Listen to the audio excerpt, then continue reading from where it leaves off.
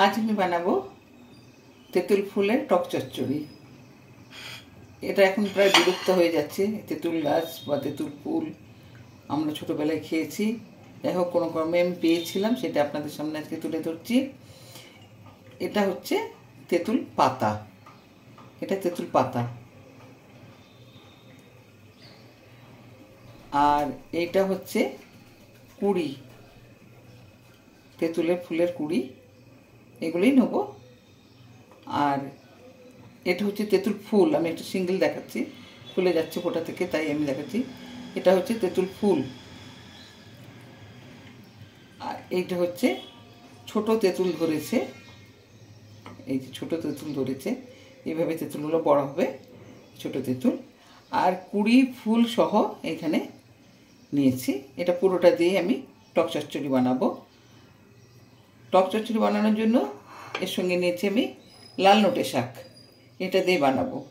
আর একটা কথা বলি, যখন ছোট ছোট তেঁতুল পাতা হয়ে থাকে সেটা দিয়েও বানানো যায়। সেটা মিষ্টি কুমড়া কুচি কুচি করে কেটে তার সঙ্গে একটু ঝাল বেশি করে দিতে লাগে সর্ষে বাটা দিয়ে, সেটা টক চচ্চড়ি, ওটা একরকম হয়। আর এটা আমি এইভাবে বানাবো। ইনগ্রিডিয়েন্টস বলে দিই, কিচ্ছু লাগবে না সেরকম। সরষের তেল তো আছে, কাঁচা লঙ্কা কুচি, হলুদ, 5 ফোড়ন, আপনারা চাইলে কালো সর্ষে ফোড়ন দিতে পারেন, আর লবণ।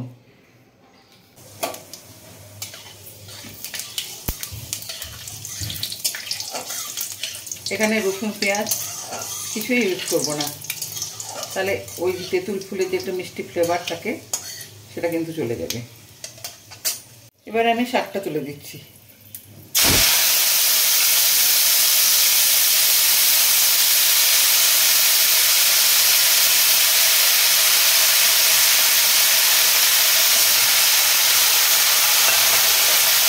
আর সঙ্গে দিয়ে দিচ্ছি তেঁতুল ফুলগুলো দিয়ে দিচ্ছি।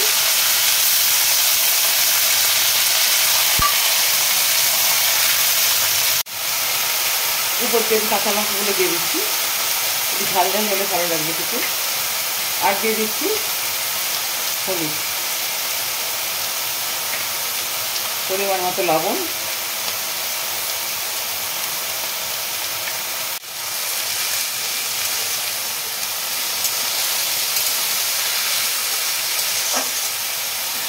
থাকে তারা পেয়ে থাকবেন, সচরাচর পেয়ে থাকবেন।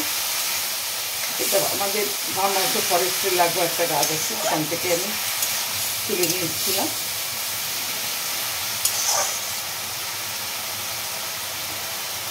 তারপরে আমি জল দিয়ে দেবো।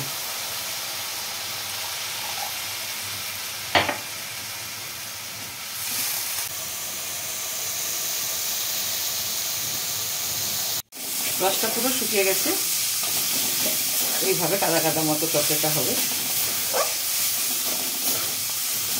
ঝাল ঝাল হবে। শুকনো শুকনো গরম ভাতে ভীষণ ভালো লাগবে, খালি মুখেও খেতে পারেন, ভালো লাগবে। এবার তরকারিটা আমি ঢেলে নেব একটা প্লেটে।